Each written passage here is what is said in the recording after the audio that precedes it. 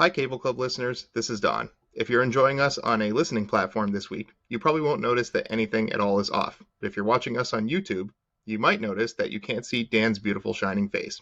And we apologize for that. We had some technical difficulties recording our show this week, but next episode we should be back to form. For now, sit back, relax, and enjoy the show.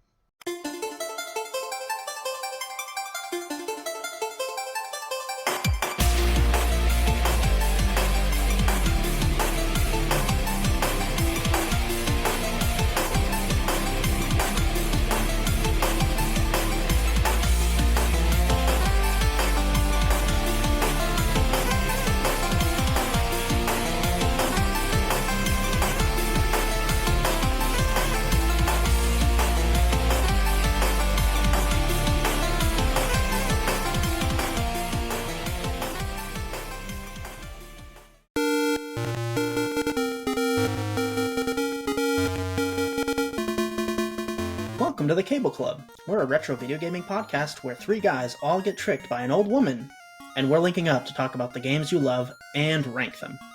We're your hosts. I'm Steve. I'm Dan. And I'm confused as to who the old woman is. I'm Don. It's Impa, and this is episode number 31. This week's episode is our 5th League episode, and the entry is The Legend of Zelda Oracle of Ages, submitted by Denko Misty from our Discord channel. So get ready to upload data from us to you. But we have Denko Misty with us. We do. Everybody welcome Denko Misty. Is it just Misty? Or Misty. It's fine. It's all fine here. Time to set the mood. Set it, baby. Road trips are a special family bonding experience. You're packed in your car with your mother, your father, and all of your siblings.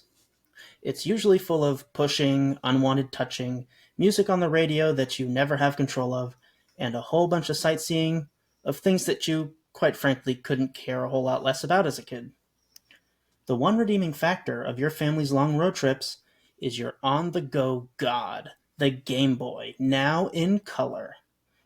You had it all. The screen magnifier with the lights, the extra speakers, the gripper, the button enhancer, and the cigarette lighter belonged to your adapter. You learned in DARE class that smoking's whack, man. You didn't care at all if your parents needed it. Your amalgamation of a Game Boy Color and you were bonding quite a lot better than you and your family were. You were smashed between your two siblings, but you didn't need armrests. You just had your Game Boy Megazord.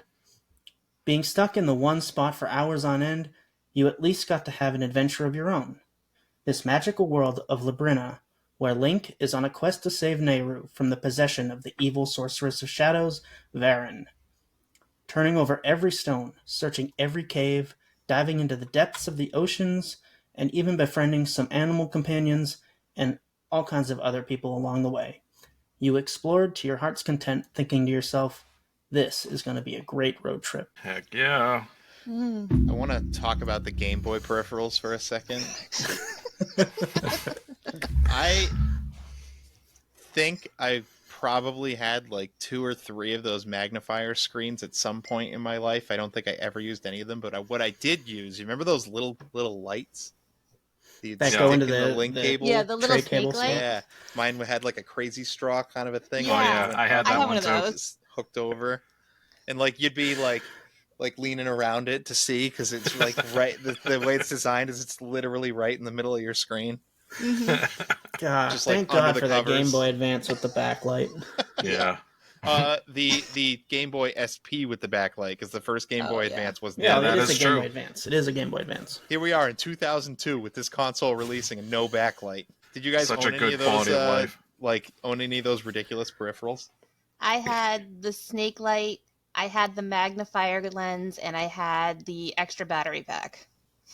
I just had the it was the magnifier with the lights on the side, so it would light up the screen and it would magnify it. But I think it had its own little battery. Like you had to put 2 or 4 AA's in it or whatever itself. Yeah. That's one heavy Game Boy. That puts us up to a grand total of 6 AA's being eaten by this Oh, thing. yikes. Yeah, that's all I had too. Was like the magnifier glass and the snake light. And I didn't really use them really. There's like you're- one out there with like a joystick that gets fitted over the D-pad, Wow. so you can like click. I don't know. I guess if you're playing your Game Boy fighting games like Mortal and it makes Kombat the on the Game buttons, Boy. the A and the B buttons, bigger. Your parents thought that gas was expensive on a road trip. AA batteries. AA batteries.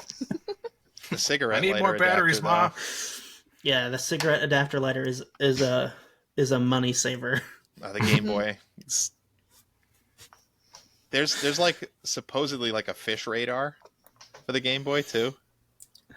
Yeah. Really? You Fish buy radar? this thing, you plug it into your Game Boy, you throw it over the side of the boat, and the Game Boy screen supposedly tells you where the fish are. It's like a fish radar. It's a real thing. Go look it up. Wow. Jeez. I can't see that being good at all. But I would like to see it. And according to internet lore, there was also in development like a anesthetic gas mask that was supposed to plug into the Game Boy. I heard about that one too. Like it was Japan exclusive or something. Yeah, well, it never actually got released, but supposedly there's pictures of it. You know, I don't know how real that is, but that's hilarious. Speaking of a fish radar, how come Link's Awakening had fishing, but this Oracle game Who didn't? cares? Dude, who fishes in video games, dude? No. It was worth a heart piece in Link's Awakening. Yeah, well, that's one art piece I really couldn't care to get. Oh. Jeez. Fishing's let me- always kind of been a part of Zelda, honestly. It's Yeah, just it has. an unwanted bastard part of every RPG. Let me just get into announcements before I get too heated right off the bat. So, first off, in case you haven't noticed and you haven't been watching us for the last 5 episodes, we've officially started our Cable Club League. Misty joining us today is bringing the 5th game in it. So her game will be the last game to just simply be dropped into the league. Every game that comes in here on out will either stay in the lower league or arrive in the upper league. So if you, listener, you want to join our league, we have a few more spots left. So go ahead and send us an email at thecableclubpodcast@gmail.com and let us know what game you want to play, and we'll work something out. We'll get you on the schedule because we do want to fill all of the spots this year. We want to play 25 games this year, sort them into cups, give awards. We're going to have prizes. They're actually on order, so we'll be able to reveal them next episode, which is very exciting. Very nice.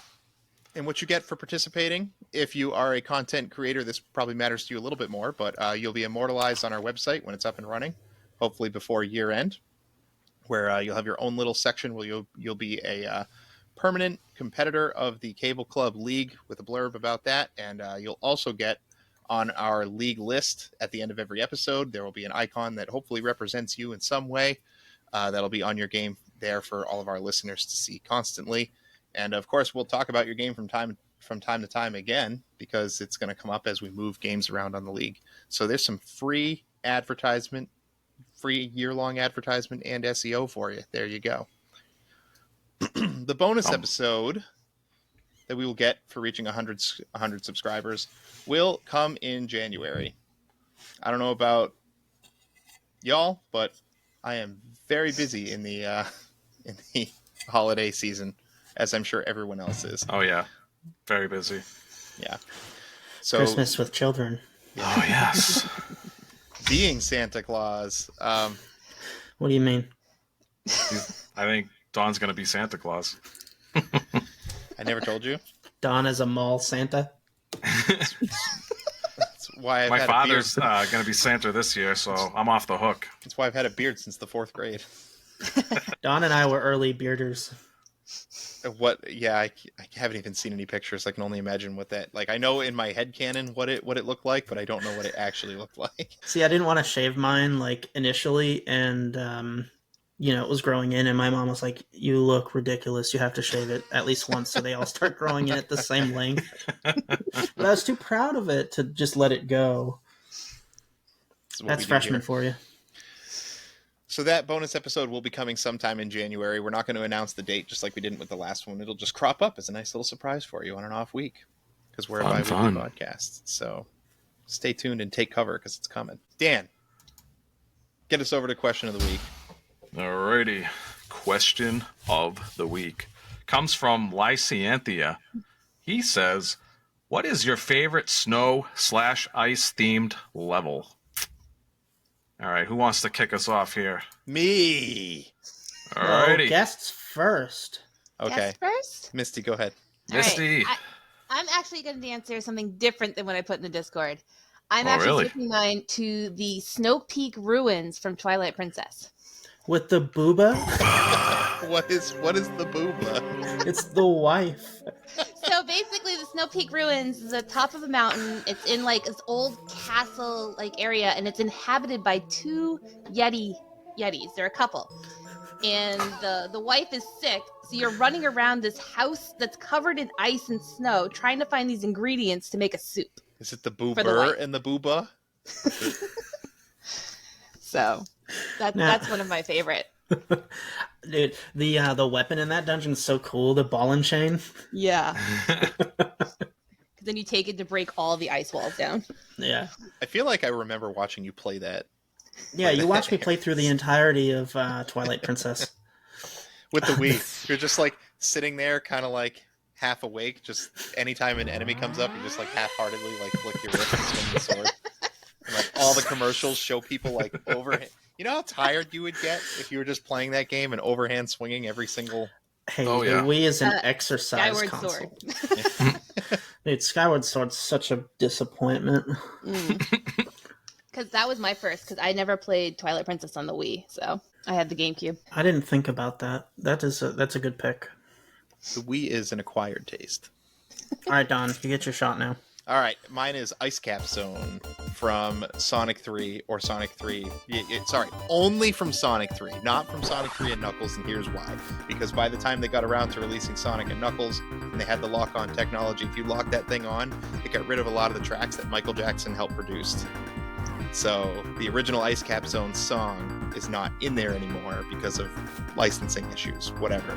The original Ice Cap Zone song is a complete banger, and like, you know, you're playing through Sonic 3, you love Sonic, you played Sonic 2, you get to this level, and Sonic, like, kicks off on this snowboard. He's snowboarding down the mountain, you get your blast processing going, it gets you jazzed as a kid. It was awesome. Love Ice Yeah, Cap Zone. that level totally got me hyped as a kid.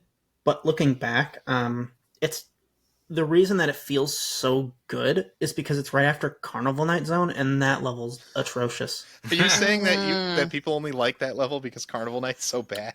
Well, I think that Ice Cap Zone has like this weird loop in it, right? And as a kid, like it was kind of annoying at first until you figured out how to get out of the loop. But it almost didn't matter because you were out of Carnival Night Zone, and everything is so much better now. All right, Dan, what do you got for me? All right, so I was struggling between two picks, but I ultimately went with Metroid Prime, the Phendrana Drifts. I just really like that atmosphere with like the snow and then like the music. It's like very tranquil, you know, and it comes right after it's like the lava level, like Magmore Caverns. yeah, Magmore Caverns, where it's like more upbeat and stuff, a high tempo, high temperature area. So then you go to there, it kind of like cools you down, like the temperature and the tempo, and it's just nice and tranquil. And I just like that area. And But there are two bosses in that area. yeah, so the first one is like one of those like giant things where you know like the smaller ones where you gotta shoot their backs. There's like a giant one of those. Yeah, I forget what they're called, but they are only you have to break the back of their Yeah. shell, and then they're like, I don't know, their organs or whatever are available for you to shoot now. Or if Right. you're me, you drop bombs around its feet, and apparently that kills it. Yeah, there you I go. couldn't figure out how to hurt it until I started doing that, and then it downed it very fast. I'm convinced that's probably a speedrun strat. Yeah. As far as the second boss, I don't remember if this is in the Phendrana Drifts, but the rock boss. Yeah, that's the one I'm talking about. Yeah, okay. Yeah, where you had to like use like the visor to see like the weak points and all that. Yeah, the heat visor. So you Yeah. can Oh, that was see- the worst boss. Now I know what you're talking about. The one that would just like blind you for no good reason and you couldn't see anything at all. Yeah, that was you had to use the terrible. visor to fight. Oh my lord. Them visor mechanics. I can't imagine doing that on a controller. Like I was playing that on the Wii, and thank God, because I could like pivot and aim faster. But if you had to sit there and wait for whatever the aim speed was when by tilting a joystick, that would have been awful. I don't know. I've only beaten the game on GameCube. Wish I could remember his name. I had his name. Oh, actually, no, when we I did beat that it on the episode. Switch too now. With the remastered version. If you hate him too, leave your comment. I just got It's one such a honorable mention is for Mega Man X6 Blizzard Wolf Gang. The level's not really that great. I just really like the music. So I'll probably play it so you guys can hear it. Chill Penguin. Chill Anybody? Penguin's good too, but not as Chill good Penguin's as very Wolf good. Gang. That was my second pick. You get your dash, you know. Mm-hmm. It's always the first level that I go for in X1. Yeah, you gotta have my dash. Mm-hmm. All right, Steve, what you got? Everybody knows what my favorite is. Freeze Easy Peak is my favorite level in Banjo and Kazooie, and it is also a Christmas and ice level. It's perfect. The music is very festive. The layout is it's one of those central levels where there's like something in the middle, and it's this giant snowman, and he's got a scarf, and there's flying, and there's, I don't know, it's just a really, really nice level. He has like and that crazy scarf. It's like its own like death path, right? Yeah. And one of the things about it that is kind of special for me is that when I first got the game, it was after my birthday in the summer. And by the time I finally got all the way to Freeze Easy Peak for the first time, it was winter in New Hampshire. There was snow on the ground. So I always remember it, and I always tie it together with this time of year. It's just kind of a game that, I don't know, it's immortalized on me. I love that level. So, Freeze Easy Peak, is that the level with like the deadbeat dad? Is Yeah. that the one I'm thinking of? Boggy. Yes. That snowman, that polar bear that's just out doing God knows what. Oh, he's like trying to enter a race, and his kids are like He's at trying to home sled. and hungry. Yeah, his Well, kids are like so the- starving to death. When you first show up in the level, he's laying there right in the beginning on a slope. He ate a Jiggy, and he's like sick. Yeah, he choked on it, right? So you have to get to the top of the snowman and ride a sled down the scarf, and you land on him, which would kill him, by the way. And he spits out the Jiggy there, and then he decides to go on a race instead of going back to his kids. So you go around the level collecting presents for his kids. to Great. give them a good Christmas, you know. And then you beat his ass in like 2 races, and he decides, okay, I'll go back to my family. And you've already gotten the presents for the kids. It's like You crushed his dreams by beating him in racing. he's It was like the Goku of polar bears, except he's not good. Goku's Oh, a man. pretty bad dad, objectively. He's a Saiyan. I mean, Here you go, son. it's Go like fight. Spartans. Can you say that Spartans were good parents when they're sending their 7-year-olds out into the wilderness to fight wild animals? No, I never said that at all. Yeah, that's kind of like them, right? I just want to point out, if you're listening to this on audio, try checking us out on YouTube sometime. Dan puts a lot of puts a lot of effort into the visual aspects of this show. But one reason I'm pointing it out now is because my pictures behind me in my background, I try to update them with the seasons. Just ignore Ghastly over there. He's a leftover from Halloween because I haven't gotten enough pictures yet. But I swear I didn't plan this. We didn't talk about the levels that were our favorites. But I go looking for seasonal video game art, which is decidedly very niche. And in my background right now, I have art for Ice Cap Zone, art for Fendrana Drifts, and art for Freeze Easy Peaks. So apparently it's these wild. levels are so good that people make art of them. Mm-hmm. Oh, and it's all right. Ghastly is always welcome. I like his older brother. Yeah, Right, but so- not. I think Haunter has the coolest design of the 3. Yeah, I think I would agree. So that is what we thought for question of the week, but here are your answers. So we've got another answer for Misty.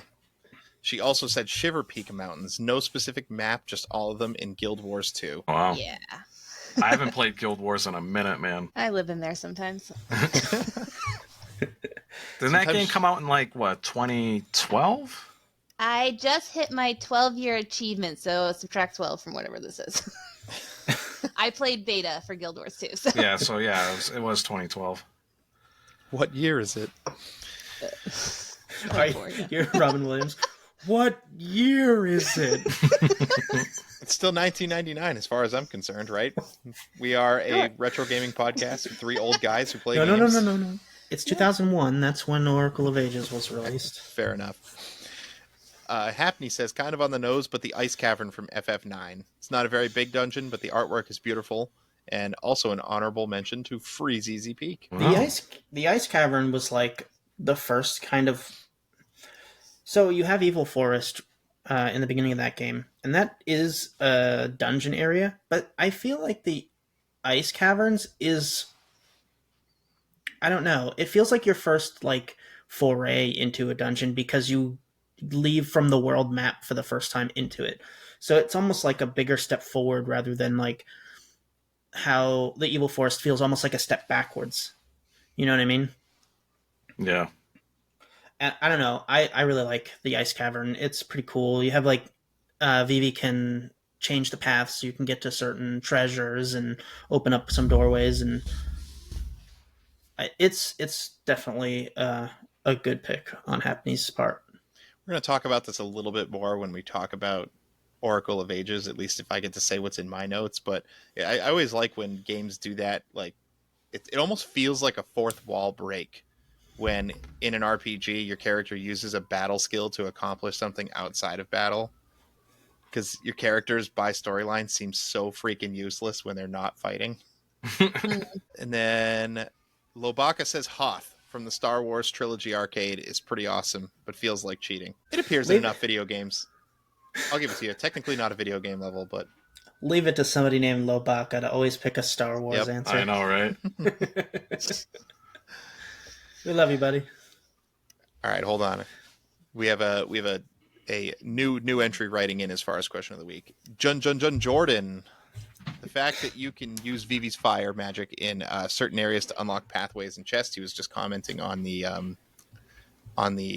ice caverns, but he says that he will give a little bit of love to the ice path from Pokemon Gold and Silver. Jun Jordan, you're being watched because that level is terrible. I got stuck on that ice puzzle so bad that I restarted my file as a palate cleanse when I was a kid. Wow. That's funny. Anybody else hate that? I'm fairly good at those kinds of puzzles. I always enjoy them. So. What did you get stuck with? Like the sliding part on the ice? The second one. Like the first one's easy, but then like the second one where you gotta like go up, around, figure eight, back around, back up. Still to this day, I still screw it up sometimes, and I'm like, damn it. That's where you have SpongeBob in the back. Technique, Squidward technique. They're not doing the technique. You too, Misty? Back me up here. Tell me. No, I'm with Steve on this one. I'm fairly decent at the sliding puzzles. It's a giraffe. He says there's pretty cool wild Pokemon like Jinx and Swinub. I think that's a pun. I love Sneasel. Sneasel's good. I like Sneasel looks cool. Isn't Sneasel only catchable in the Mount Silver? I wasn't going to say it until you said it, but yeah. Fact check. Fake Sorry, news. my nerdiness is showing a little bit. Fake news. Sneasel is not in the ice cavern. Don't go looking for him. You'll be there for But way too long. Swinub is, and Swinub is much cuter than Sneasel, in my opinion. He's ground type, right? Ground ice. Yes, he is. That's why you like it, because ground's your favorite. It is. Legend of Kazuin, also Chef Doug, says, honorable mention to Borderlands 2, Three Horns Divide. It has two of the game's best weapons to farm, and the fastball, off ball, and the unkempt herald off savagely. I just spoke words. Those are the names of the two weapons he's talking about. Yeah, those words in that order made no sense. I was just reading on autopilot. He also chided Dan a little bit on Twisted Metal 2 Antarctica, which I think probably holds the award for one of the worst snow levels ever. Yeah, because it was cool for like what the level did, but like where it breaks apart and stuff. But like sliding around and like eventually like the arena gets so small that like you can't really maneuver it, and on top of it you're sliding around. It's just like, but the music's kind of good. It's like really dramatic. So I mean, I don't know. Where do we all land on ice physics? While we're talking about I could live without them. I could definitely live without them. So I like a challenge, and every now and then I like something that breaks up the monotony. So I'm for ice levels as long as it's not all ice, because that would be terrible. I was going to say, Steve. You're a Ocarina of Time hover boots enjoyer. I am. Yeah, 'cause you slide around like crazy with those. Yeah. I love it, dude.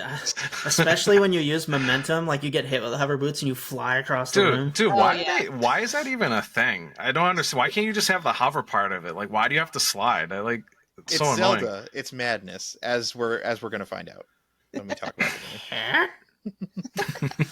That's a pretty good segue. You guys ready to get into it? Let's do it. All right.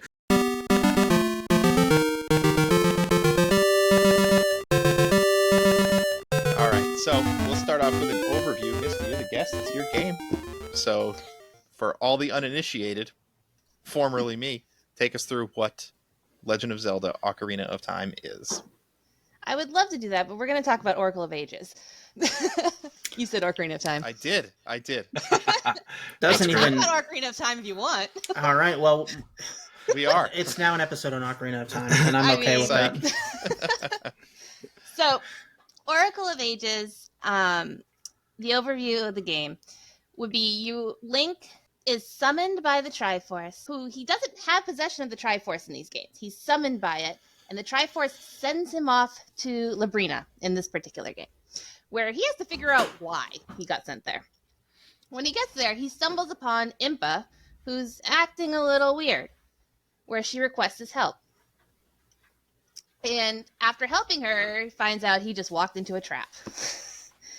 And then things spiral out of control from there, where Link has to go solve puzzles and dungeons and all of these other things, trying to find the essences to free Nehru, who is the Oracle of Ages, who's got possessed from the shadow sorceress Varan. And you go and you gather 8 essences. Are able to actually free Nehru very early, halfway through the game, and then she assists you to getting to free Queen Ambi, who is your end goal.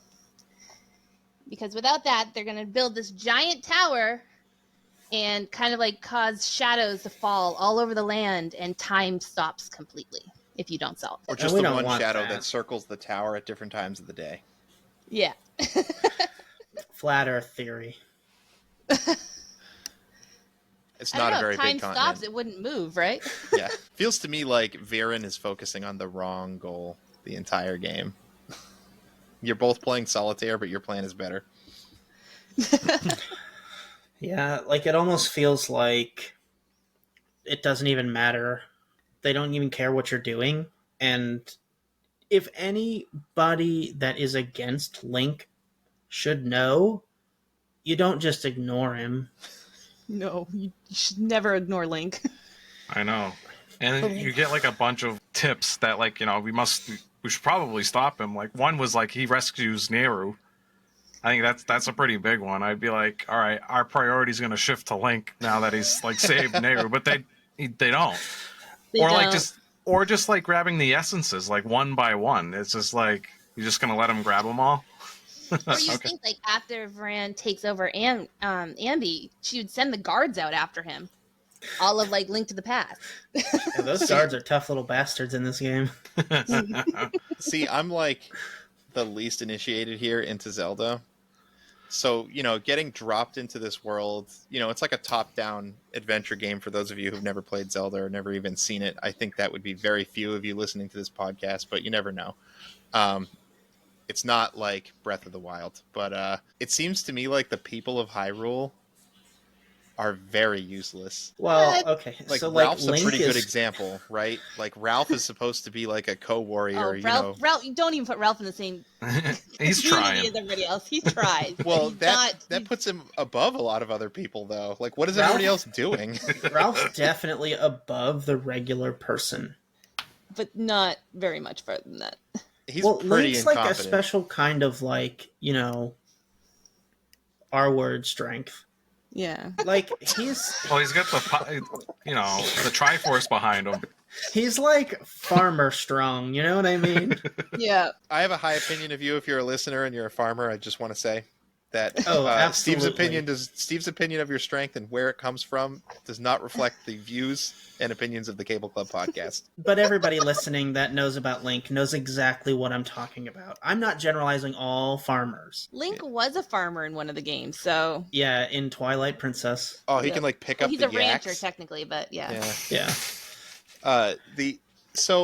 Just Viren just does her own thing. you know, kind of like what everybody else does, and you just gradually kind of build yourself up. You know, I think what struck me about this game right off the bat is I've never beaten a Zelda game, but I've played enough of them. And I was surprised at how this felt like a full-fledged Zelda game kind of right off the bat. Like, it feels big. Yeah. Well, especially with like ages too. Like, there's a lot of like filler content like in between like the dungeons. Like, I believe like every dungeon you do, there's like something for you to do in between each dungeon, which I felt like really beefed up the game. Because I think in like some Zelda games, you can like literally go dungeon to dungeon. Like, I think Ocarina of Time, you can do that, right? Like, you can kind of. Yeah, you can do dungeons out of order in Ocarina of Time. So if you Yeah. want, you can do them like one after another. Yeah, but the game did feel long to me. Like, I don't know how many hours I put into it, but if I had to guess, it was probably between like 15, 20 in there. Yeah, probably, I'd say.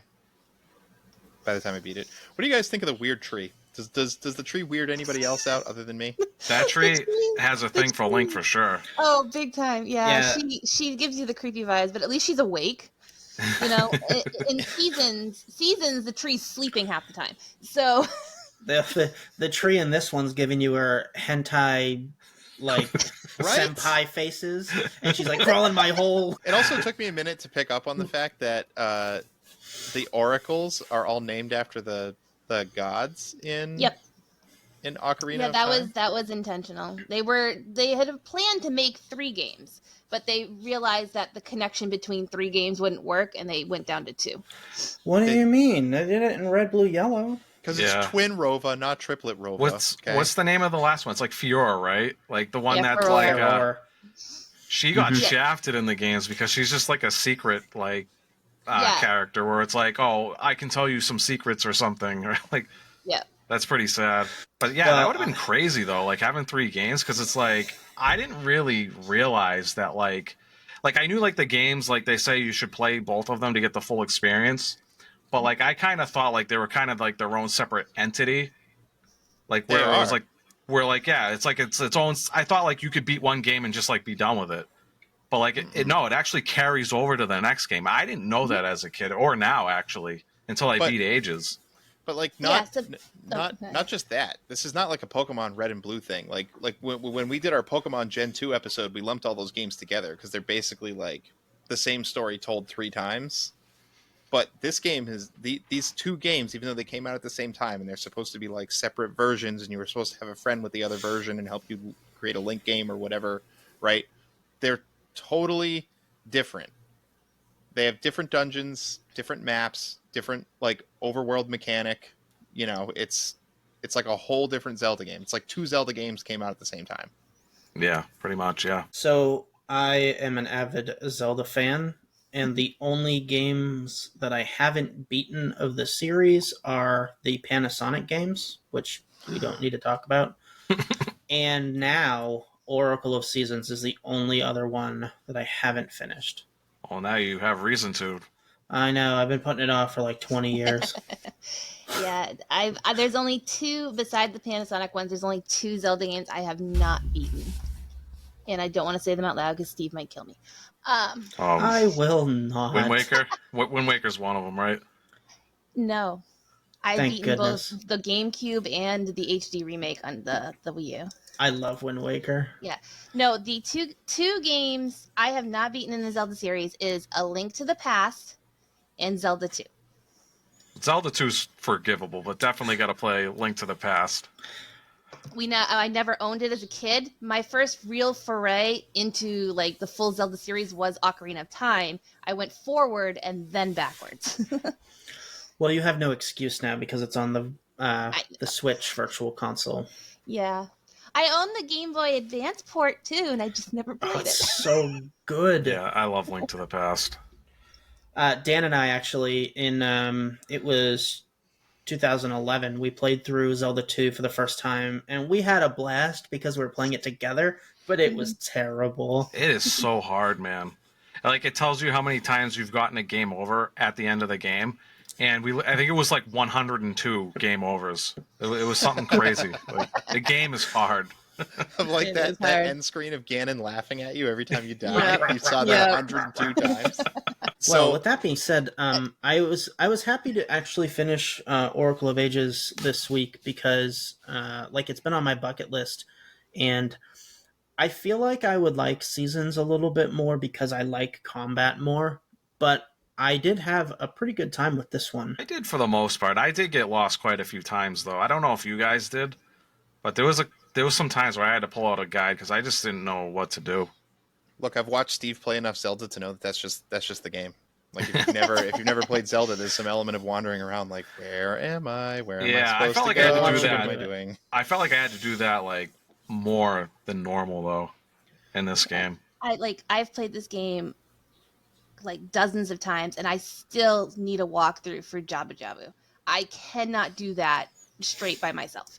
Oh, You that's never something did. I want to talk. There's something I want to talk about with Jabu Jabu.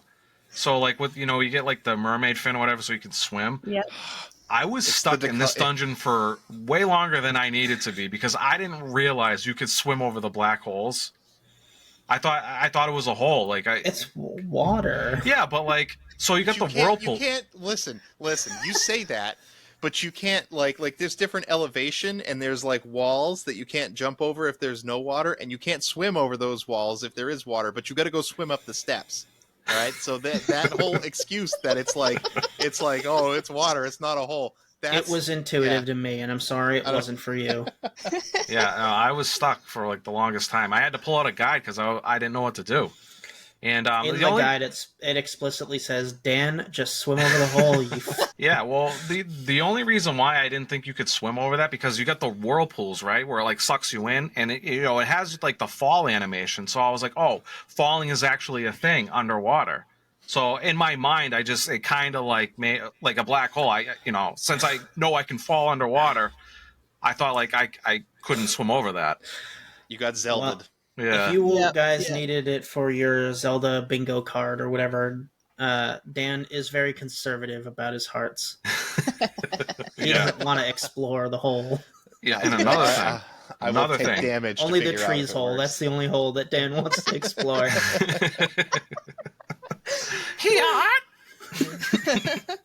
But like, why can't we just press like hold down the button to swim, man?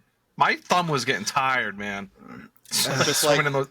Oh yeah. You got the Game Boy on the table, and you're going listen. So it's tapping with two fingers. it's a Game Boy, right? So this was something that they only did one other time when they made Link's Awakening. And my understanding about the Link's Awakening development story is that that team was not given a lot of resources, and they were basically like, you probably won't be able to pull this off, and somehow they did it, right?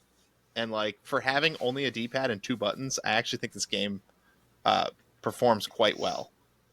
And the one thing, like, you're comparing it to Link's Awakening and stuff, it was a completely different studio that did these two games. It wasn't even a Nintendo studio. Capcom. No, but Yeah, I think it they was, did use the engine from that was like, I don't want to get into it right this minute, but I'll talk about it after.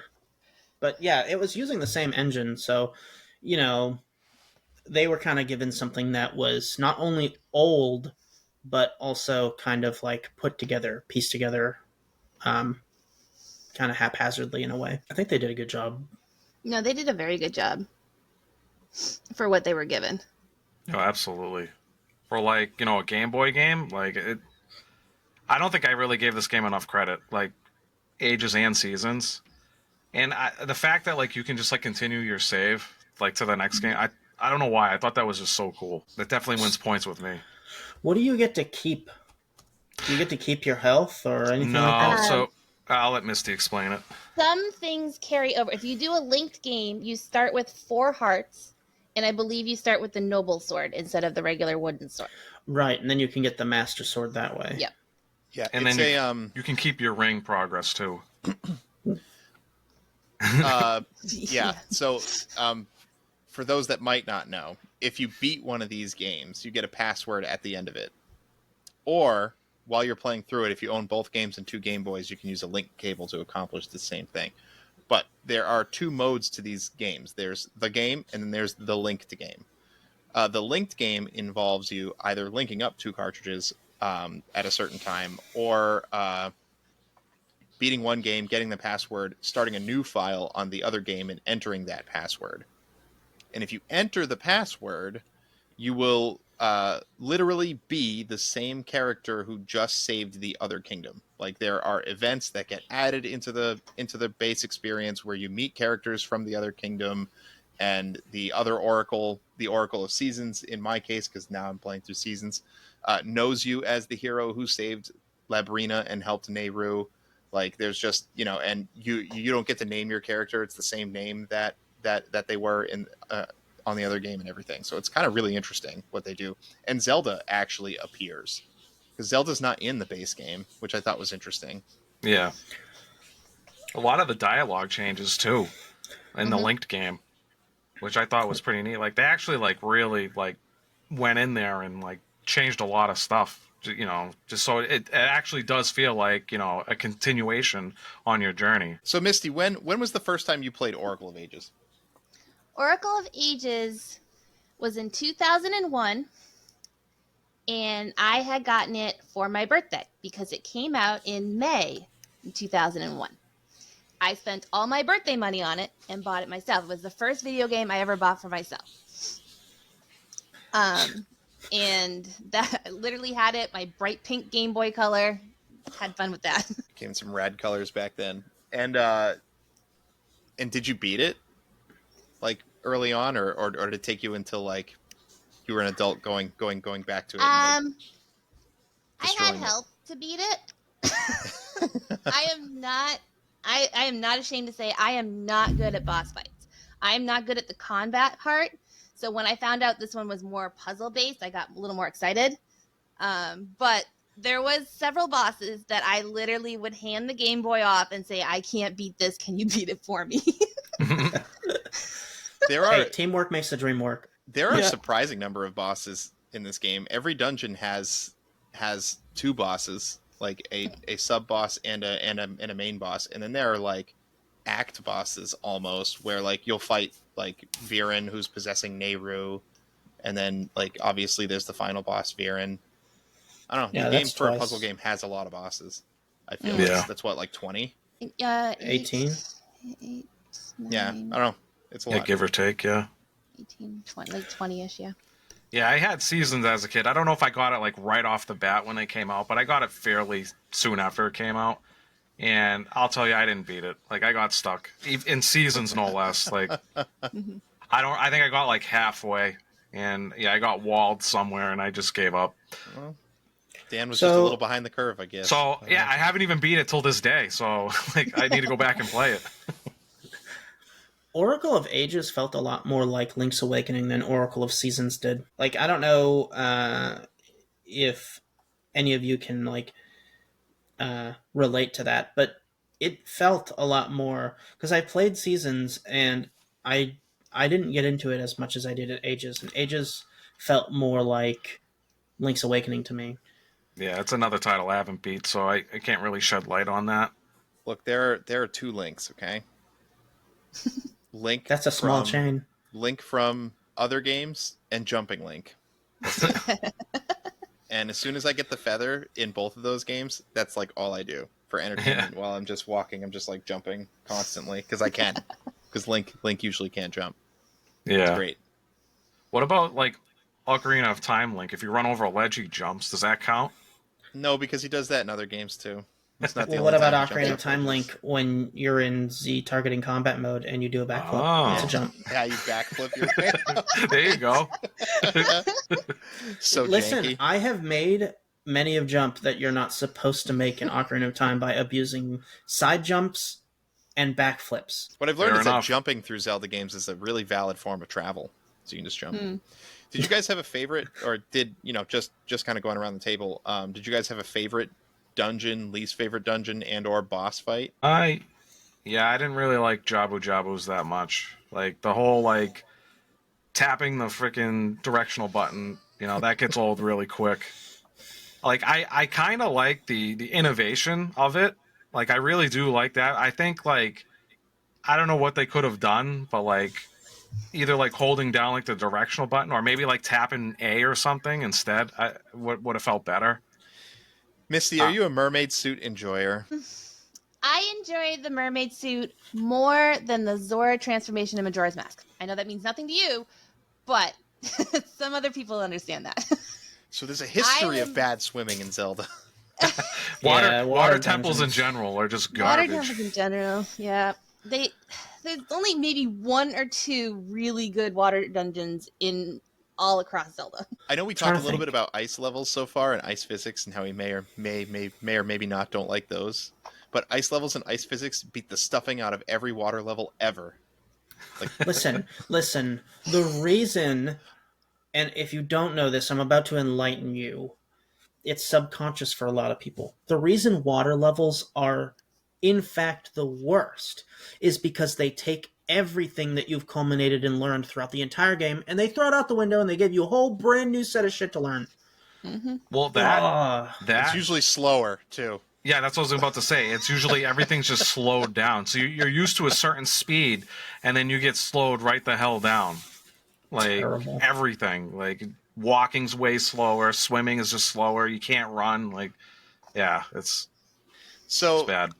I have a funny story about the mermaid suit. So I died when I first got it. Like I forget. I like encountered water enemies. I think it was like spiders and like one of those dark fairies. Because you go through the whole game just using a directional to swim. Yeah. And I thought I could still do that, so I was trying to get away, and I didn't understand that I was supposed to keep tapping it, so I'm like pushing the button. I was like, what, did my D-pad just fail? Like, what is happening? And I got like, I lost like 7 hearts and died.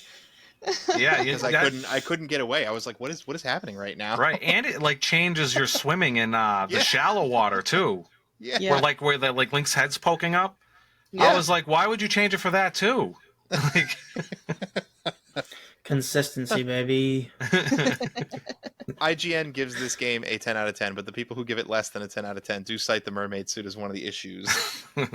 Amen. The other issue is Goron rhythm game. Holy crap. Oh god.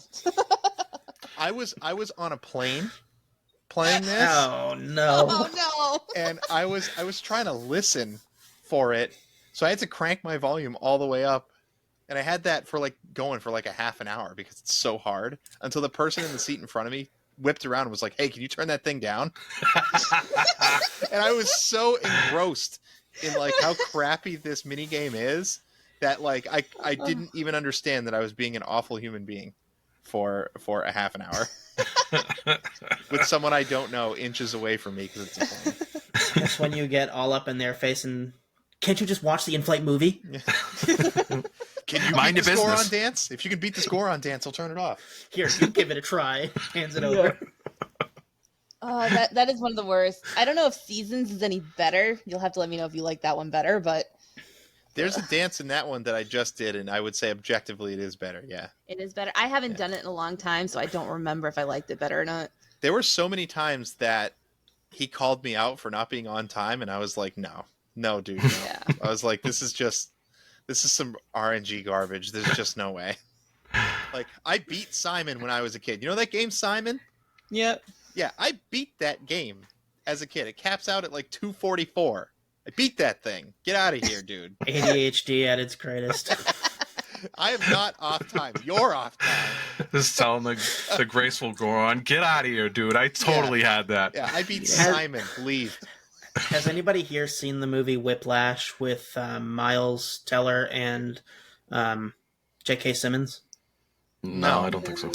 Darn. Well, basically, to make a long story short, J.K. Simmons is this like incredibly demanding music teacher, and he's in charge of some competition band in a college, and like to the point where he like mentally and physically abuses the people to get the best out of them. And Miles Teller's playing the drums, and there's this like very engrossing scene where he's telling Miles Teller to play a drum beat. And Miles is like either barely dragging or barely leading the rhythm, and he's sitting there going 1 2 3 4 1 2 3 4, smacking him in the face saying, now are you dragging or are you leading? And it just made me think of that when you were talking about what's his name? The Graceful what Goron? Goron. Yeah, Graceful the graceful Goron. Goron. Number 1 or number 5? I think that would be number 5 at that point. Number 1's a jerk. Have you guys was anybody able to do the platinum dance? I didn't try. I didn't even bother. I don't. After trying it, I don't blame you. So I did beat it, but there's a get out. caveat to this. The Switch the emulator has a nifty little rewind button. So anytime I messed up, I would just be like, oh. You only get a ring, and I don't even remember what the ring was. It was nothing game breaking, if I remember right. It's not even worth doing. So early on, when you get the shovel, I thought Link's animation with the shovel was funny because he like digs in and then he goes like, oh, he has like a little right. So I walked around just like everywhere, just digging up holes around basically everywhere, and That's the best way to get money. Money and to heal yourself too. Like if you're low I on was gonna hearts. say, yeah. I capped out on rupees like very early, and I Like, stayed. I want to know the person who buried all those fairies, so. Those monsters. A psychopath. Link's like, who buried you? Those monsters. And he just sits there, grabs it, and eats it. trying to beat the Goron dance. I went down all the way to 320 rupees from max. Oh. Wow. To give you an idea of how long I was there trying to beat this. Oh, I didn't get to answer my question. Skull Rock or whatever it was my favorite dungeon. Yeah, we're circling back on favorite dungeons. Yeah, that's not fair. We got segued. We got segued with the mermaid suit. Damn that mermaid suit. Now it's been a while, but I just remember enjoying it a lot. I couldn't tell you why. I just think it was laid out really well. That's the one with the mine carts, right? Like a lot of them. It's the skull shaped dungeon, right? I thought that's the one map. that has a bunch of mine carts, I believe. There's a few of them. I like dungeons most when I don't have to backtrack a ton. Like Jabba Jabu's just makes me feel gross. It gives me the ick. Jabba Jabba is way too much backtracking. I just don't like backtracking that much. Like, I like seeing rooms and solving the puzzle in the room and moving on. I don't like having to remember where something was that I had seen a half an hour ago and having to, like, compartmentalize all of this stuff. Those are my least favorite dungeons. Yeah. Back in the day when we were kids, that was okay. Because we could actually remember stuff back then. But now as we get older... No, it wasn't. Jabba Jabba's Belly and Ocarina of Time is the worst dungeon. It's worse than Water Temple. What? I don't think think that's an so. easy one. That's kid, it reaching, was. man. That one now. Bad. Water Boo, Temple's hiss, gross. boo. I actually hate the ice temple in that one. The But Ice I think Cavern? it's I think The it's ice caverns? optional. Yeah, It's kind not of. optional. You need the red fire. It's very short. You can do it Blue in like fire, sorry. 10 minutes. Maybe I'm not thinking of the right one then. Yeah, because you also need to go through it to get the boots. The iron boots, yeah. You get the iron boots. Yeah, iron booties. Booties. All right, Misty. Favorite, least favorite dungeon boss, dungeon slash Let's boss. start with the least favorite. My least favorite dungeon is the Crown Dungeon for multiple reasons. It is pretty boring in my opinion. The Crown Dungeon was probably the most boring one out of all of them. And then there's the boss. And the boss is probably the biggest puzzle boss that you have in the entire game, but I struggle with this boss. And it's the cloud one, where he breaks apart. You have to use the cane to put him back together. Oh, that's a challenging boss, yeah. I can definitely see that. I thought that was really Hate that cool. boss. I don't And remember I broke that. my record. It only took me 5 tries to beat him this time.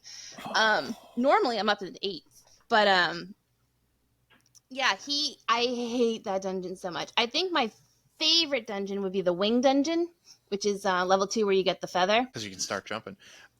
I do remember the cloud boss now. Yeah, Yeah, cloud That was boss pretty is neat. horrible.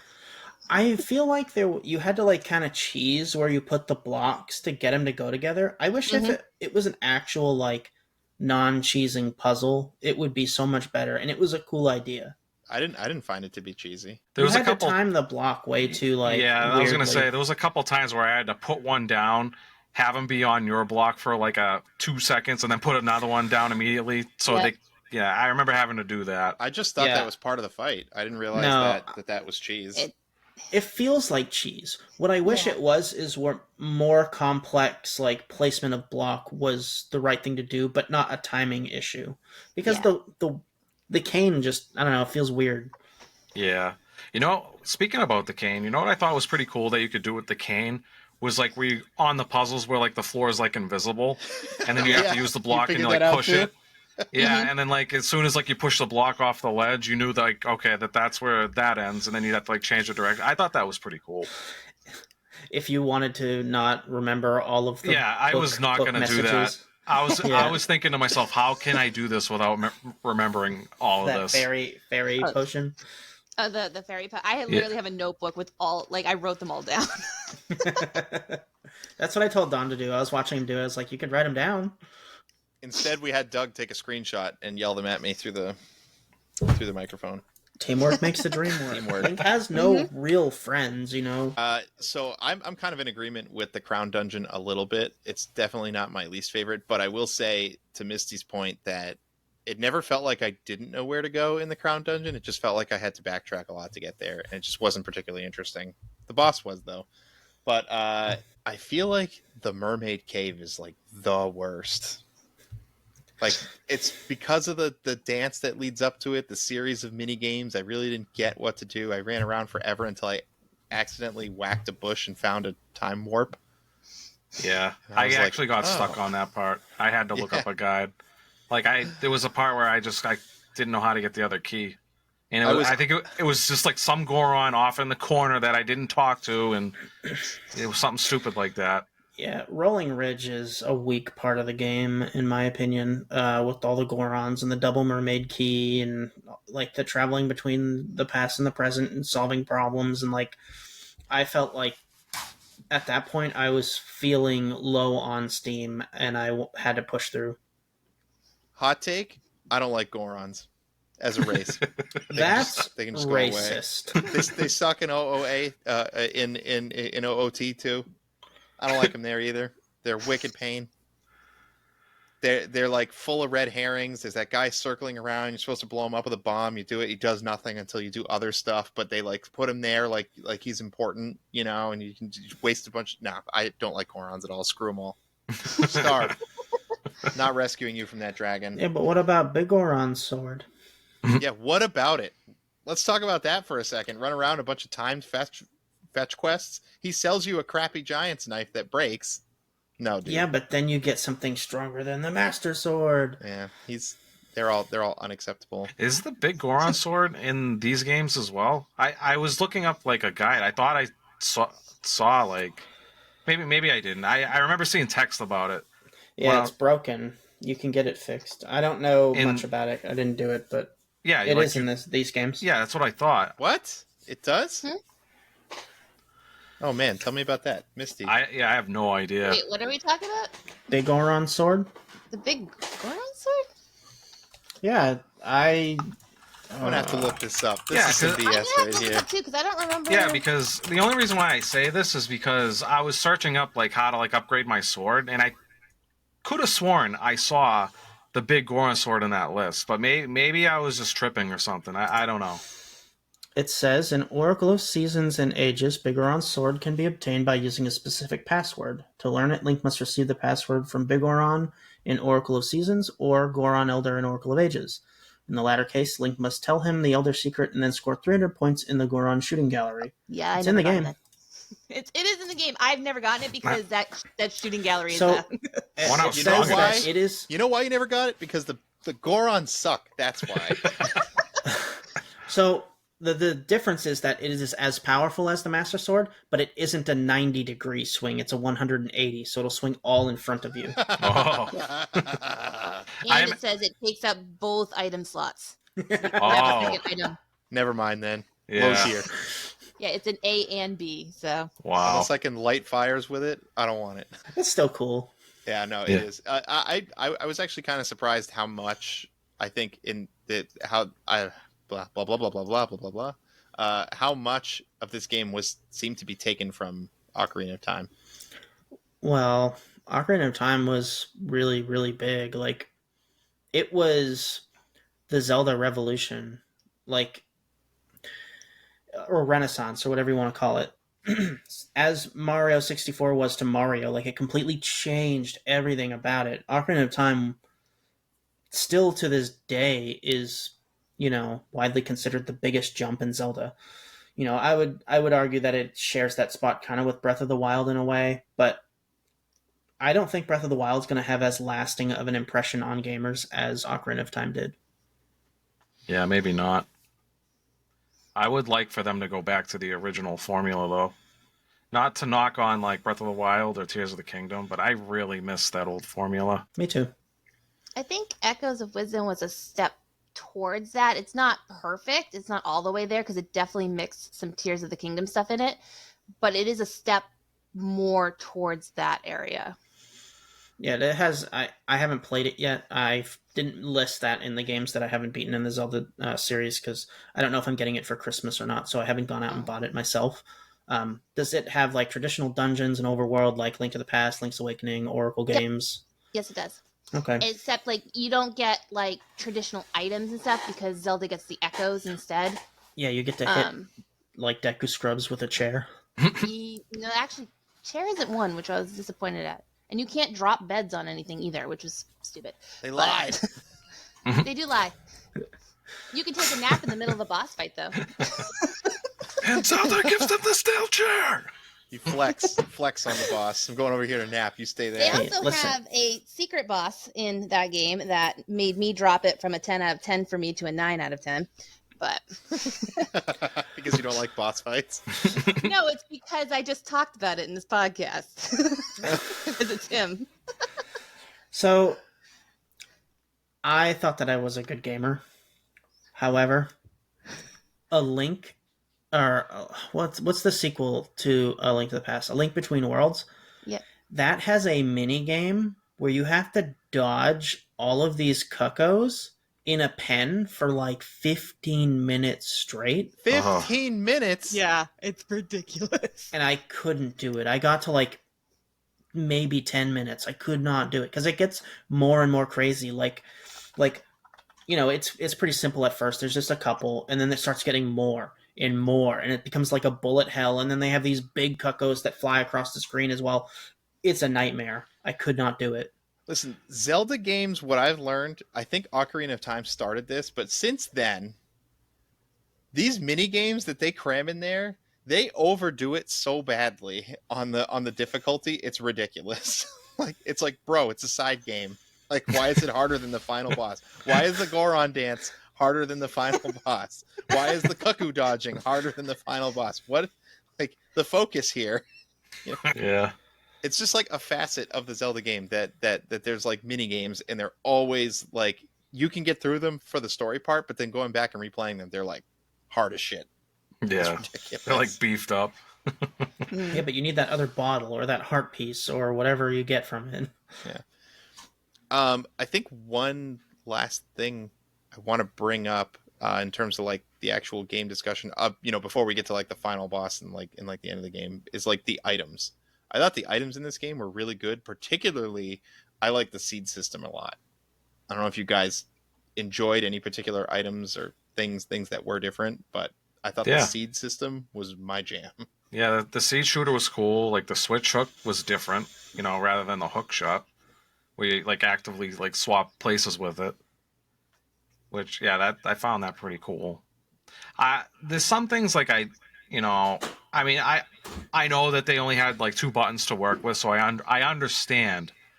But like the fact that like, your shield was like tied to like one of your buttons and you had to like pull it up, I didn't really care for that. Like I almost like never use a shield because of it. And then like the Pegasus seeds for one, like you don't like get the boot, so like it takes up an item slot for you to like actually, run around. Like in A Link to the Past, it's once you get the boots, it's just like one of your buttons to run. Yeah, the R button or whatever. Yeah, but other than that, like there was some pretty interesting items. If you're not using your button on fast travel, what is it you are using your button for? What, fast travel? What do you mean? Yeah, For like running fast. Like the Pegasus seeds. Like, Yeah. I get what you're saying.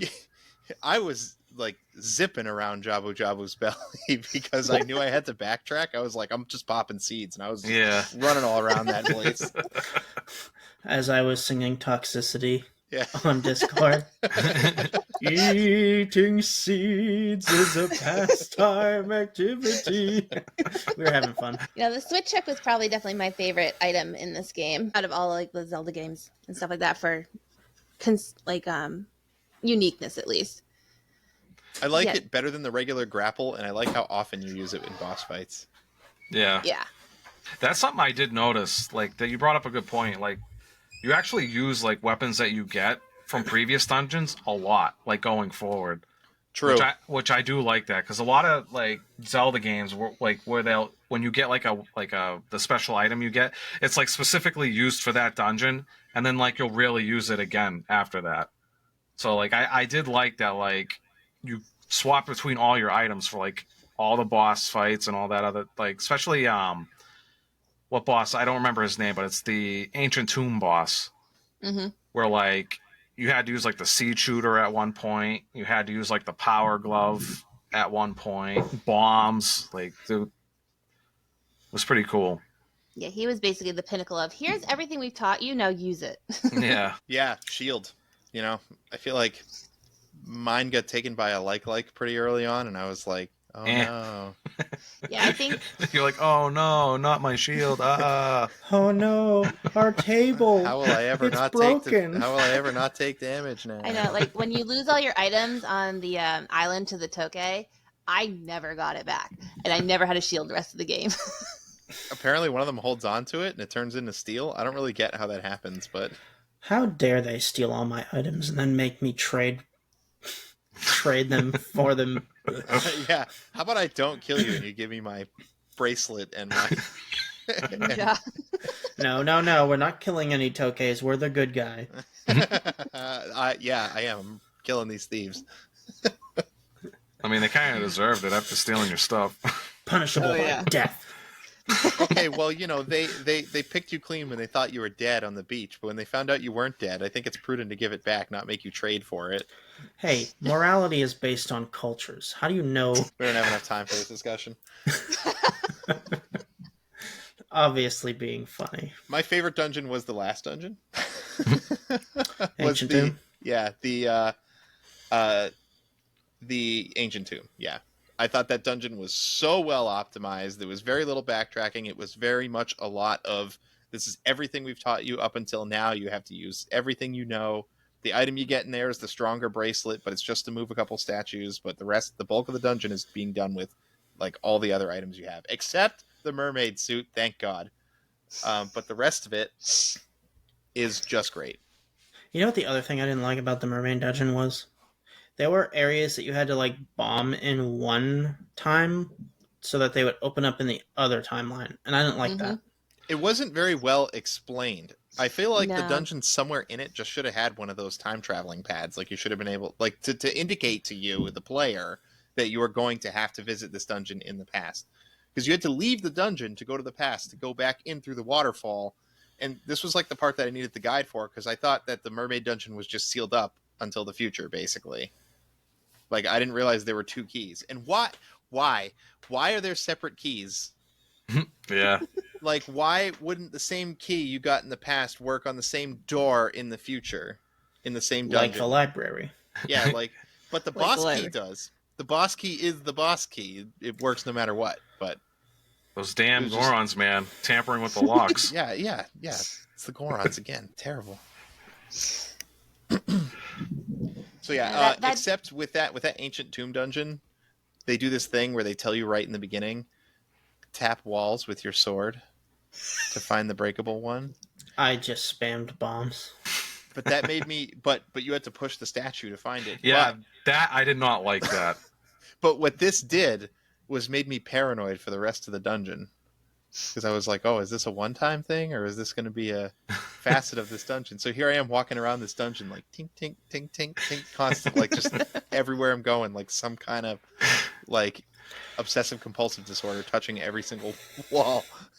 Yeah, I understand that they want you to explore, and that's like part of Zelda. But as an adult, I just want them to show me the cracked wall. Like I just want it. I want it easy. I don't have time for this. We're I don't have time for this anymore. we're way less patient as adult. I Yeah. have work in the Adults. morning. Put I the don't. statue in front of it. That was the trick part. That was Yeah. kind of gnarly. I got work in the morning. I've been dealing with these kids all night. I just show me the cracked wall, Just show me please. the cracked wall, man. I'm so old. They don't make games like they used to. All right, final boss, guys. What did you think? You guys all got there, right? Everybody beat this game? All right. Mm-hmm. Yep. I thought it was enjoyable for the most part. Wet paper bag. Weak. You think so? I didn't think it was that bad. Misty got to see me fight the final boss, Yeah. and I was way too confident. I killed her first form really, really quickly. I killed her second form even quicker, and I was like, ha ha ha ha, I'm such a genius with my sword and damage upgrade. I just melted her. I was like, that's it? And then she grabs you from reality, and then I got bodied by the third form because I wasn't very careful with my health. No, I'm just giving it crap. It was fairly challenging. I think it was a pretty good difficulty. I think the first two forms are a good warm up, and the third form, for me at least, is where the challenge is. Especially with the spider form. I always have trouble with the spider form. Yeah, I was struggling with the spider form too. Yeah. I think I actually timed out on the spider form because by the time I actually figured out how to damage it, I threw a bomb and obviously she reacted to it, but I never hit her. But then she swapped out of it eventually. So I timed out on it. I thought you meant there was some kind of time. No, so I was like, what? I didn't realize, but the form that they're in, there's a set amount of time. It's pretty lengthy, but it does change even if you don't damage it.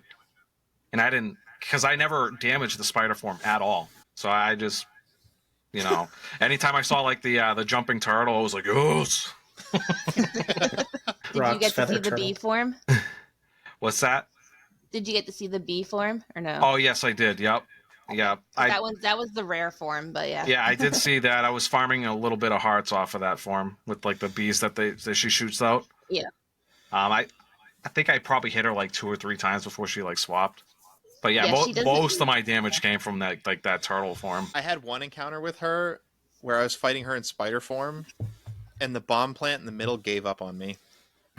Just wasn't giving you the bombs. No, I hit it. I'm not joking. 7 times before I died, and it did not give me a bomb 7 times in a row. I was like, what happened here? Did it just give up? And she was not changing out of spider form. She knew that I was out of bombs.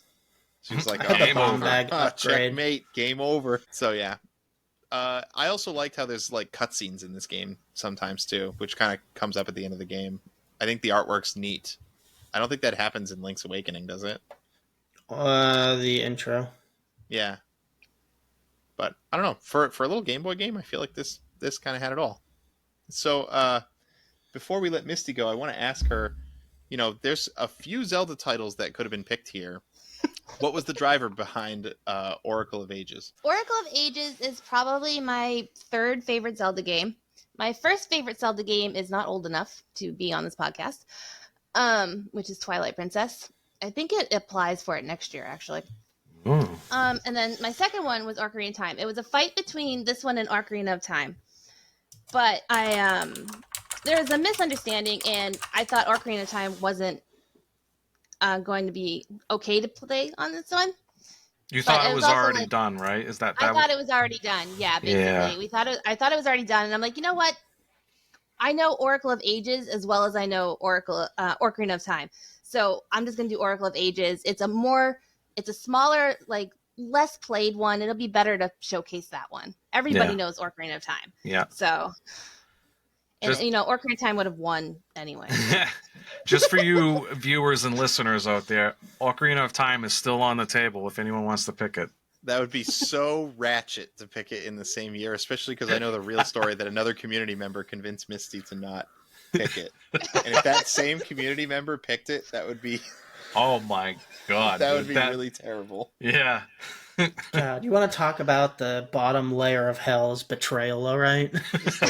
It should move up to Master Ball tier, but it's not going to because of the scummy circumstances to which it got elected. I can tell you for sure I would not have beaten Ocarina of Time. I've run at that game, I don't know, 6 times now, and I never care to finish it. Really? I reach a certain point. And is there a certain spot that kills the run for you, or? Nah, I start to get sick of it after the lava dungeon. Yeah. Basically. One time I made it to the snow dungeon. I think I got the light arrows once, and I was like, Light all right. arrows. That's like are end of the right at game. yeah. That's the end game. You're literally on Ganon's tower at that point. Yeah, it's just too long in the tooth. Is really what it is, you know. So I like this. I like the top-down Zelda. It's nice. It's bite-sized. Doesn't feel like you're walking too far. Not too strenuous of an adventure. It's good. It's cozy. Cozy. All right. So now we're going to move on to the next segment of our show where we're going to say goodbye to Misty. And we're going to get into our plugs and our review. And we're going to wrap this thing up and get it into the league. Misty, thank you so much for joining us.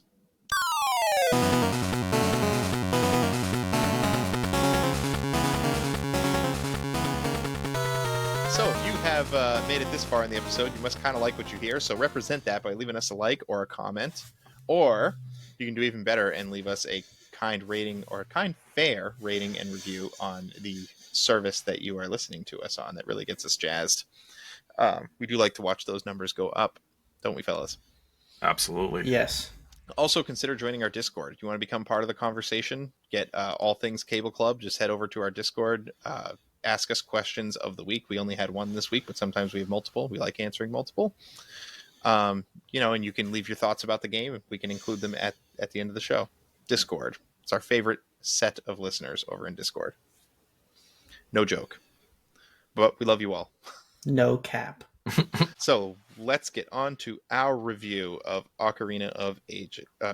Ocarina. I just keep wanting to say Ocarina of Time. It slips off the tongue. Yeah, no. Oracle of Ages. I know we talked a little bit before the show, guys. I know you're not as high on this game as I am, but I'm high on this game because and maybe this is unfair, but it's a Game Boy game, and I am thoroughly impressed at what was accomplished here as a Game Boy game. Because I've played enough Game Boy games to know Game Boy and Game Boy Color to know that they are usually just watered down experiences of console games that already exist or console franchises. But this feels like almost equivalent to a link to the past. I mean, like, for me, I would say, like, now that after, like, I beat, Ages, I think I was, bashing on it a little too hard. I wouldn't, like, say it's, like, top 5, but I would say it probably sits around, like, in the 75% percentile, like, upper mid.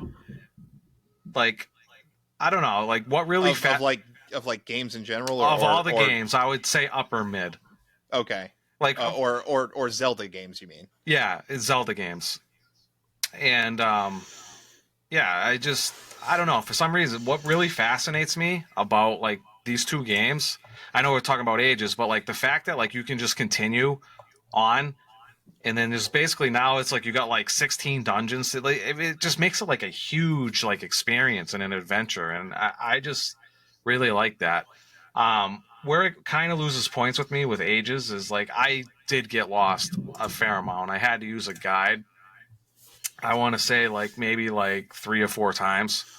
It's just like you can miss something. Like for me, for example, with like the mermaid keys, it's like you miss talking to this one Goron, and then you're just walking around this whole area trying to figure out what to do, and you just can't figure it out. So. And I had these things happen to me, like I said, 3 or 4 times. But other than that, like, it was, I like the combat. I like the puzzles. I feel like the mermaid suit it was a good idea to use, but I just feel like they could have implemented it a little better. Like maybe just tie it to the directional buttons. Like, I really do like the aesthetic of like you're actually swimming underwater. But like I just don't like the way they handled it, like button wise. I think that like if you consider the game in like a grid format in a way, like how when you're getting your fairy powder or whatever it is, they say left, left, up. You consider like a tile or like a hole. It takes up a whole tile or a rock or whatever. Yeah, kind of like tile. Pokemon, how you can't like when you walk left or right, you move from one square to the other. But this. If the mermaid suit allowed you to swim quickly in those squares, almost like how the frog suit works in Super Mario Brothers 3, it would have been perfect.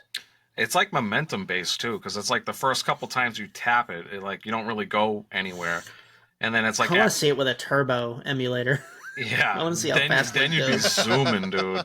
Dude, there was this one part, maybe it was in the last dungeon, even though I really like that dungeon, where you got to go down like a waterfall, and you have to like thread the needle between these like large, Yep. long pits. Yep, I know exactly what you're talking about. Oh my lord. I went at that with full health, went all the way down to half a heart, went back, farmed hearts, came back, and I beat it with like half health. I did that so many times and screwed it up in basically every way you possibly can It's because of the momentum before on the main dungeon. suit. It's that in between area. Okay, right? yeah, but I just that part scars me Yeah. a little, and it is because of that. But like the other things that this game does well for such a primitive system is that you can get lost, or you can save the game, turn it off, and then maybe not remember what you're doing. But I don't know if you guys saw this. If you go on the mini map and you click the tree will tell you what you're supposed to be doing next, like broadly. Yeah, And yeah, then I the did notice Goron that. part, for all of its faults, had that like Goron mystic in like the middle who would tell you what she foresees you doing. I don't know if you saw that. Oh yeah, the one that's like on the blue tiles or whatnot. Like it's like the room right before the graceful Goron, like the dancing. Yeah. Yeah, and she helped me a couple times. Because remember, I was doing this part on a plane, so I didn't have a guide. I didn't have internet access. Like I couldn't Yeah. go look at what to That's do rough. next. But she was helpful on a couple things. There was one time where she was like, "Oh, you're supposed to play the shooting gallery game," but I didn't know how to get there, and that's when I had to like figure out like where I accidentally hit that bush and it revealed a time thing. Yeah, I Yeah. think that was one of my issues too. Was like I didn't hit one of those like the time panels. I didn't realize you could teleport until a little bit later because you don't get those like tornado seeds until after the seed shooter. And I didn't put the bag on with the tornado, so I didn't even know that it warped you until like Yeah. I don't know. I think I had like maybe 3 dungeons left to do when I found out. The only reason I found out is because I wondered what would happen if you dropped it at your feet. Like, and then it warped me, and I was like, "Excuse me." Yeah, I wish something had told me because that would have saved some time. But there is fast travel, which is awesome. Yeah, that's right. Yeah, and it's based off of the locations of where like the seed trees are, where you can hit the tree for seeds. Which I'd say they're And- plentiful enough. It's better And they're than different in the 2 ages. yeah. So if you once you finally get the song that allows you to travel without a tile back and forth between it, you have access to like every part of the map. Yeah. Which is great. Better than what I can say for a game like Symphony of the Night that has like 4 of them central to the castle. So no matter which one you pick, you're still venturing all the way out to EBF to get wherever you need to go. Yeah. Just as an example of a game that's doing fast travel wrong. But again, this isn't on the PlayStation 1. This is on the Game Boy, which is what makes it interesting. To be fair, this game is a fair amount older than Symphony of the Night. Or newer, I meant. Yeah, it is. But still, I'm just impressed, basically. No, I think Capcom did a good job enhancing it off of the Link's Awakening engine. And it's a pretty cool collaboration, and you can tell that they cared very much about their final product. Yeah. Like all in all, these games are definitely worth playing. I think when we were talking about it earlier, I think I was just being salty just because I was getting lost so much, and I didn't know if I was going to be able to beat it. So I was just like kind of giving it flack for that. But honestly, like after beating Ages, it's not bad. Like I said, like it's definitely upper mid. Like it's definitely worth a playthrough, both of these games. I really do want to actually go through seasons and beat that one too, because I had that one as a kid, but I got stuck. And this was before like we really had access to internet, so it's just like your kid brain trying to get through this game, and eventually I got walled somewhere like halfway in the game. I do put this game on a similar pedestal to the Pokemon games of the time, because the Pokemon games, I kind of mentioned before, Game Boy games are kind of watered down, right? And just basically were meant to be stopgaps until you got to somewhere else with a console to play a real game, right? But Pokemon was kind of that game that broke the mold, where like it was a game you wanted to play even though you were at home with all the consoles in your room.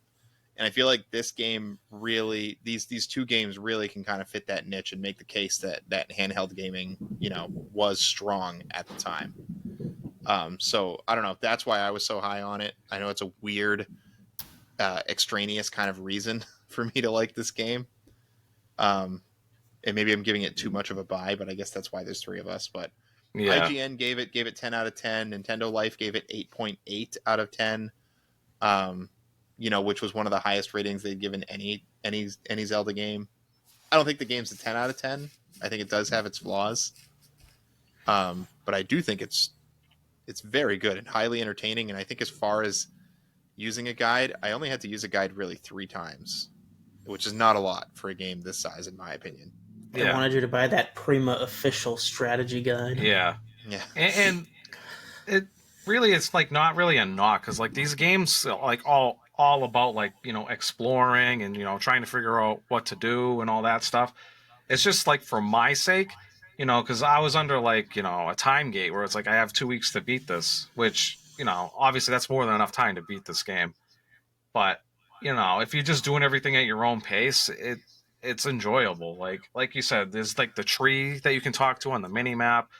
There's like Gorons that you can talk to, like when you're doing that specific part.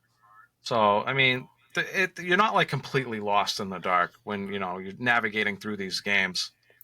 And like, yeah, just the potion. Except Steve. So this is the infamous potion.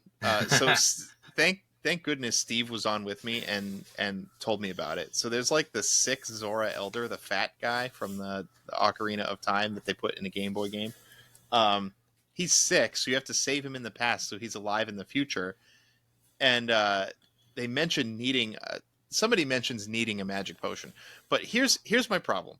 Any RPG or like adventure game you play that has an item inventory in it, like you're basically supposed to ignore that fact. Like an example would be Gold and Silver Pokemon, where the Ampharos is sick in the lighthouse. You can't just go buy a hyper potion and fix it.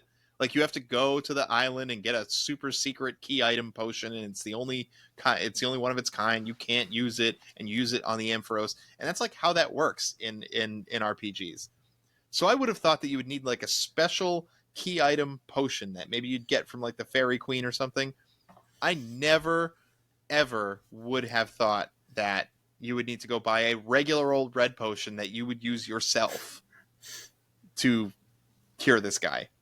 That was like, that's one of those like fourth wall break things that I was mentioning about Vivi using fire magic to break down an ice wall. And it's such a weird spot too, because like you could have like 100 people side by side going through that area where you need the potion. Maybe quite a few of them would already have it in their inventory because they just haven't had to heal themselves. And they because I've had a couple throughout the game, like before I even got to the Zora, that I just had it in my inventory. So those people would have just coasted right through that part because they would have been like, oh, you have the potion. Like, let me drink that. I feel much better. Yeah. But like just the fact that it's not in the regular shop and like out of the way, and you don't know about it because it's like in an area that you've already fully explored. You don't remember to go back. Well, there's a couple different ways you can get one. Like Maple, for example, if you knock into her, she has a chance of dropping one. And that's how I got one of mine. And I got one from a tree where like you plant the gacha seeds. You can get them from that too. Yes, that's where I got it. We didn't even bring up the whole gacha system or rings, but like I had one and I died and used it. And I know I didn't buy it because it was like 300 or 400 rupees. So that's what I'm saying. It's like I said, if you had like 100 people playing this game, some of them are going to have it at that point, and they're just going to coast right through that part. And then you're going to have all these other people scratching their head, be like, I don't know what to do. What are you talking about? Jabu's belly was great. Yeah. But that's like, I feel like that is Zelda, right? Correct me if I'm wrong. You guys have played a lot more than I have, but I feel like Zelda does crap like that really breaks the mold other games don't do. I don't think that they do it too often where you're just like completely lost. I think that's kind of an older Zelda thing that they've gotten away from. Well, I mean, like out of the box thinking. basically. I'm trying to think of an example. I don't know. Zelda's generally straightforward. I don't find it exceptionally difficult, and a lot of them don't force you to explore a ton. They kind of tell you where to go, or they try and tell you the area to go to. You don't generally have to like guess very Yeah. often. Even though, like, an Ocarina of Time, as annoying as Navi would be, it was nice having it at your fingertips on, like, where to go. Yeah. Yeah, that game would have been absolutely brutal without that, I Yeah. feel like. Yeah, so I just wanted to bring up rings for 1 second. That was like some Symphony of the Night, we don't need this system kind Yeah. of stuff. I thought the There. ring system was cool until I got, like, the upgraded box. And I was like, oh, nice. I can have 3 rings. I can equip all 3. This is going to be sweet. No. You can only equip one at a time still. Like, it doesn't even matter. 10 fingers. It doesn't even 10 matter. fingers, one ring. Yeah. To rule them all. Like, it doesn't even matter. It's like, well, I'm just going to pick one ring and just roll with it. Like, Well, maybe you would want to have a high attack ring for the dungeon, and then you'd want to have a high defense ring for the boss. Or, yeah, but I was so excited when I got that, like, upgraded box. I was going to be like, oh, now I can really customize my Link the way I want them. And I was just like, this sucks. I am not pausing my game to switch rings. Okay. This is so I got suckered into that ring box too. That thing's like 500 rupees, dude. Yeah. I'm like, sweet, I can wear 3 rings. I will be all powerful. No. Dude, I was going to stack all the attack ones. Like, I was going to one-shot the final boss. But then to find out that I can only equip one, I was like, I didn't spend any time appraising rings or equipping rings or doing anything. I just ignored it. Some of the rings are nondescript, though, and it turns out don't do anything. Like, the ring guy gave me a ring that was like, you killed 1,000 enemies. Here you go. Yeah. And he gave me the 1,000 beast slain ring, and I was like, oh, what does that do? And then you read the description. It's like, ring given to those who slay 1,000 beasts. And I'm like, all right, I guess I'm going to have to look it up. You go look it up and it doesn't do anything. Yeah, I looked up that exact same ring.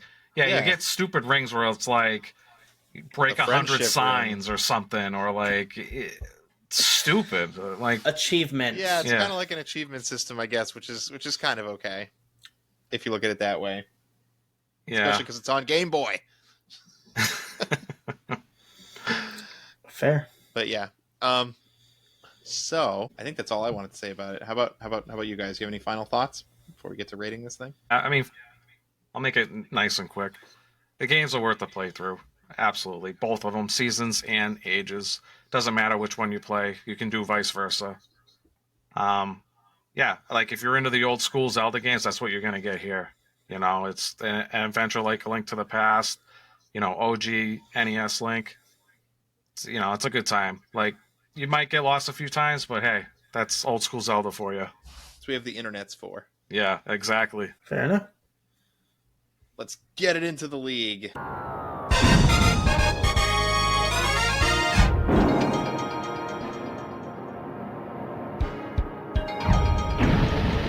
So this is the part of the show where we rate the game because it's the internet. We take games and we rate them. The games that you tell us are the best. We put all the best of the best against one another. So far, we have had our 3 picks, which were Donkey Kong Country 2, Pokemon Gold, Silver, Crystal, Paper Mario, and then we had Chef Doug on last episode with Legend of Dragoon, and then in this episode we have Misty on with Oracle of Ages. And Oracle of Ages is our 5th game.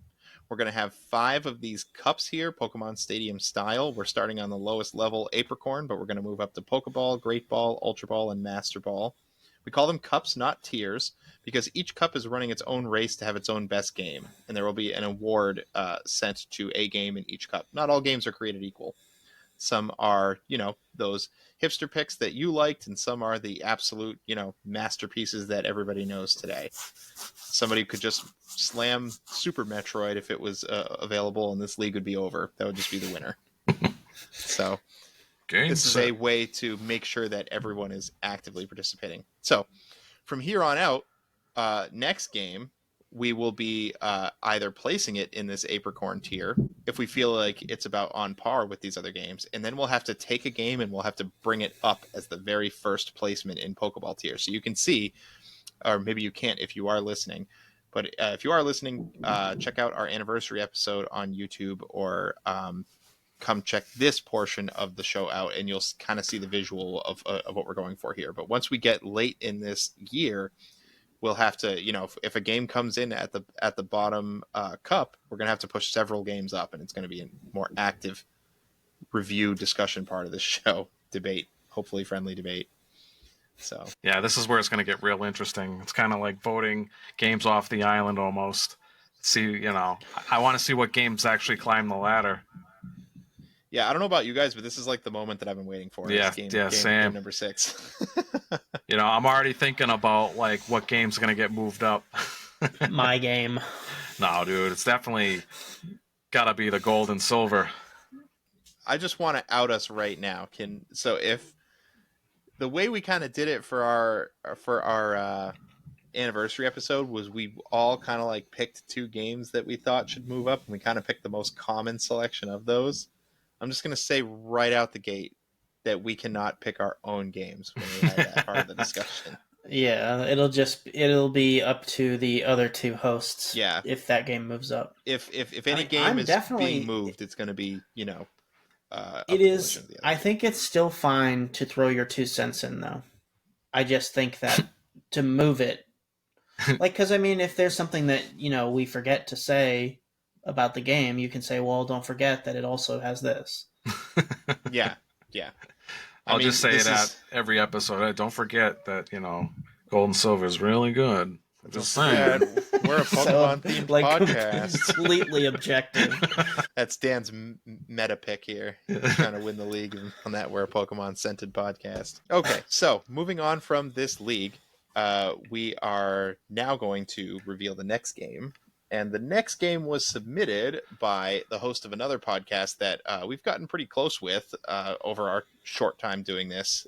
He is co-host of a podcast called The Old Switcheroo, where they are dedicating this effort to reviewing all of the games on the Nintendo Switch Online service. So they're also a retro gaming podcast. And he is JMO, and he has selected for us a fighting game, which I'm pumped about because it's not an RPG. I don't know about you guys, but looking at this list, other than Donkey Kong Country 2, I am RPG'd out. Yeah, this will be a nice change of pace. A game that I can sit down and beat in an hour? Sign me up! There, I think he's going to get bonus points for that. So he picked Street Fighter 3 Third Strike. Yeah, I've heard a lot of good things about this particular Street Fighter, so this is definitely a good pick. To me, this is where pixel art got awesome. Oh yeah. Like during this time, like I think of like the Marvel vs. Capcom graphics. Like I'm in love with that style of graphic. That like really dynamic designs that are all pixelated, like just faintly like what is it, 32-bit? Basically would be what we're talking about here. I think so. Yeah. On the Super Nintendo? No, this was Third Strike, I think debuted on the PlayStation 1. Yeah, I'm fairly okay. certain or of that. possibly Yeah, the 32-bit. Sega Saturn. I don't know about the Saturn. Probably 32.